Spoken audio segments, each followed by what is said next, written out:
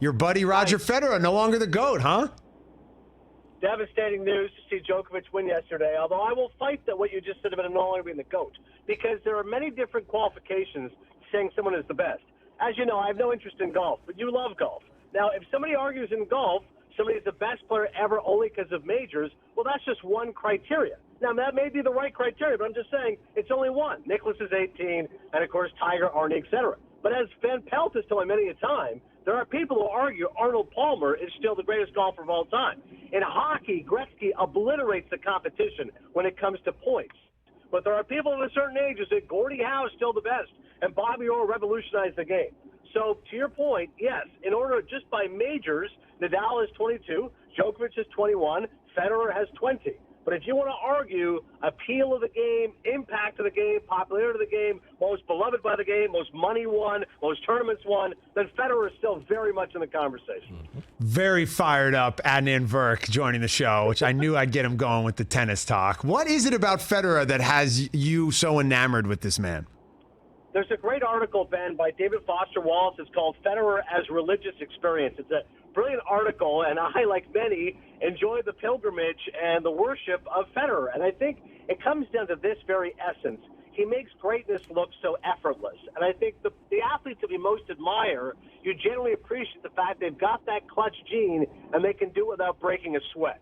Nadal is admired and envied by many, but he looks like a bull in a china shop. He's literally snorting the entire time. He looks like he's wringing every ounce of energy from his body. And that can certainly be appealing to some. But if you look at Gretzky, if you look at Jordan, if you look at Federer, these guys seem to do it without breaking a sweat. And I think particularly in tennis, which is a really aesthetically pleasing game, if you really love tennis like I do, you can appreciate the beauty of the game. And there's never been anyone who makes the game look as beautiful as Roger Federer.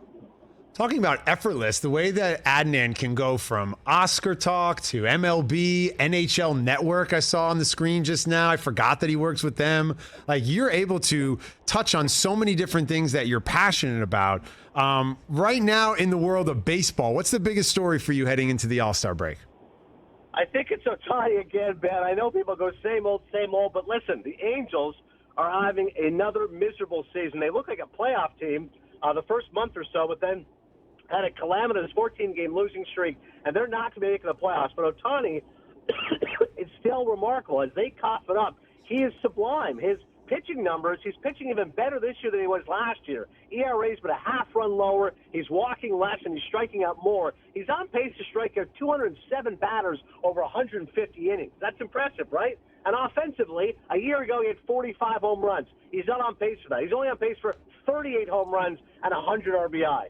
As John Heyman said to me, as a hitter, he's J.D. Martinez. And as a pitcher, he might be Garrett Cole. Garrett Cole makes $36 million a year. J.D. Martinez makes $24. Well, then Ohtani should be getting $50 million a year. He's the best bargain in sports. He makes $5 million a year. It's incredible the Angels have such a steal in Ohtani, and yet they're not even close to the playoffs. They're paying $30-plus million to Trout, who's incredible, but $30-plus million to Rendon, who's also hurt. So that's a real disappointment. But I also think, Ben, big markets are crushing it. The Yankees are the best team in baseball and the most popular team, arguably, in American sports. The Mets are in first place in the NL East, although the Braves World Series champions are coming. They're a game and a half back, huge three-game series tonight. Scherzer pitching for New York.